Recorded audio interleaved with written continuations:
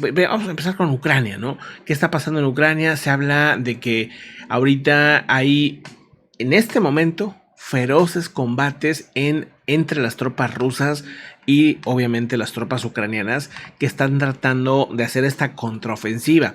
Según se sabe, la viceministra de Ucrania, la viceministra de Defensa, sostiene que la situación es súper difícil en estos momentos. Nos recuerda lo que pasó con Bakhmut, por ejemplo.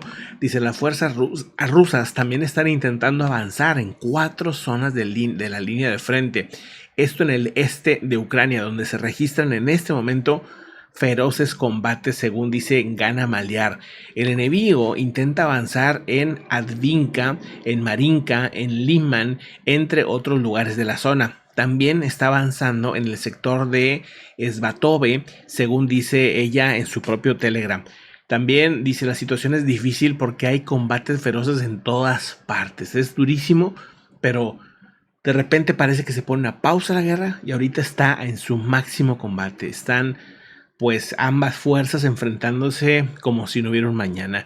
Hay algunos reportes que hablan de que en algunas secciones las tropas rusas están muy desmoralizadas, muy desmotivadas, pero en otras regiones pues claramente esto no es así, porque se ven los combates durísimos y bueno, los mismos ucranianos reconociendo que está difícil, está caliente la situación, así lo dicen. El general Alexander Tarnaski respondió que que él es responsable de todo lo del sur. Sí. Dijo que las fuerzas ucranianas están destruyendo sistemáticamente al enemigo y informó de la muerte de cientos de soldados rusos las últimas 24 horas. Y también hay un movimiento extraño, ¿ya me puedo pasar a hacer? Sí, en Zaporizhia. El alcalde de esta zona de Zaporizhia asegura que unos 100 empleados del monopolio nuclear ruso, Rosatom, que se supone que es el que está ahorita pues, controlando la planta nuclear que se encuentra en Zaporizhia, dice que han abandonado la planta de energía nuclear Zaporizhia de Ucrania en la ciudad ocupada por Rusia de Enerhodar, dijo el alcalde el día de hoy, 2 de julio, Dmitry Orlov. Sí. El informe llega en medio de advertencias de que las autoridades ucranianas de que Rusia podría estar planeando un ataque terrorista a la planta. Eso lo dijo el día de hoy Zelensky. Y algunos de los colaboradores ucranianos que firmaron contrato con Rosatom también abandonaron Enerhodar, porque acuérdense que les presionaron a los trabajadores de esta planta de que firmaran con la empresa Rosatom. Uh-huh. Algunos no quisieron, a pesar de todo lo que hicieron los rusos, sin embargo, unos que otros sí llegaron a firmar.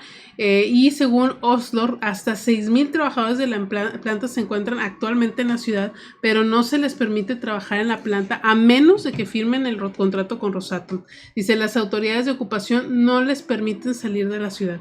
Además, no hay refugios en la ciudad donde la gente pueda esconderse en caso de una explosión de la planta de energía nuclear más grande de Europa y la tercera más grande del mundo. Dice, los ocupantes están usando la planta para chantajearlos. Entonces, bueno, pues raro, ¿no? Sí, que se vayan. Sí, se están saliendo. Pero ¿por qué? Pues no sabemos, ¿no? Obviamente, ¿no? Ya en otras ocasiones, cuando ha habido avances de Ucrania en esa zona, algunos de Rosatom han querido huir. Uh-huh. Pero en esta ocasión, lo que parece es como si los estuvieran evacuando, sacando. Entonces, pues sí está raro. Está raro ese movimiento. Vamos a ver qué pasa, ¿no? Vamos a ver qué sucede en las próximas horas. ¿Qué más tenemos de Ucrania? Tenemos un movimiento por parte de un líder de la Duma, pues son esas cosas que todavía siguen sonando súper raras con el grupo Wagner, que asegura que muchos wagneritas o músicos, como le dice también, van a seguir sirviendo para Rusia. Okay. Imagínense, después de haberse levantado contra el gobierno, porque fue un levantamiento contra el gobierno, pues ahora se unen al gobierno, a lo que es pues el ejército de Rusia. Ucrania. Sí, eso demuestra también que fue un teatro, ¿no? O sea, pero bueno. Pues sí, un teatro, y pues bueno, eso es parte de la información que se da. También en Polonia han reforzado la frontera con Bielorrusia con 500 antidisturbios y fuerzas especiales ante el temor de que los de Wagner pues vimos las imágenes de cómo están preparando ahí una base aunque Sí. está, digamos, un poco más más cercano a Minsk que la frontera, pues ha generado mucho nervio también para los polacos. Y han pasado 12 días desde que Rusia no atacaba Kiev, pero el día de hoy lanzaron estos, ¿cómo se llaman? Drones. Sin embargo, todos fueron neutralizados por parte de Ucrania. Bueno, no hay más información de ese tema de Ucrania. Sí, Digo, bueno, para irnos a lo de... Londres asegura que la guerra está costando un precio excepcional para la industria aeronáutica de Rusia.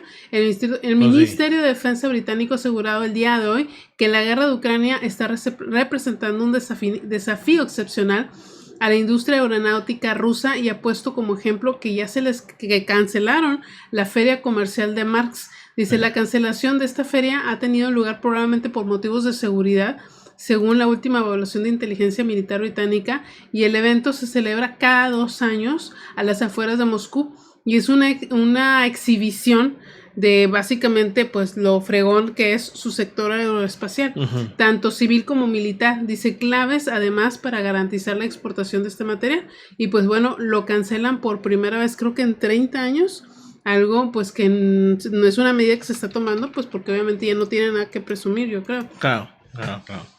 ¿Qué más? Bueno, también tenemos que en Kiev, bueno, se dio este ataque, ya dije, de drones. Sí. Ninguno pegó. También las fuerzas rusas se están concentrando en la zona de Lugansk y Donetsk principalmente, es lo que aseguran las fuerzas de defensa ucraniana, que han llevado a cabo 10 ataques en territorio enemigo, 2 en complejos de misiles aéreos y 1 en un punto de control. Han estado mandando mensajes a las tropas rusas para que pues ya pongan fin a esto. O sea que la idea es convencer a las tropas de que dejen ya de pelear, ¿no? O sea que se haga como un arreglo directo con las tropas y que no continúen. Aún así, digo, Rusia tendría otras formas de atacar, por ejemplo, con misiles por un buen tiempo. Pero pues como que están intentando mandar ese mensaje, ¿no? O sea, ya no seguir con este tema, no tiene sentido. ¿Quién sabe? ¿No? Digo, si ha habido, ¿te acuerdas de la página esa, ¿no? Donde se pueden ellos... Sí, I want to live. Ajá, I want to live. Donde ellos pueden como renunciar, por así decir, del combate y se entregan a los ucranianos y después los liberan y cosas así. Pero no, aquí están pidiendo que lo hagan de forma masiva, ¿no? De Yevgeny Prigozhin seguimos todavía sin verlo. O sea, sí está bien raro. Y esto también confirma, desde mi punto de vista, que fue un teatro todo. Aunque dicen que el FSB lo está buscando y que no sé qué.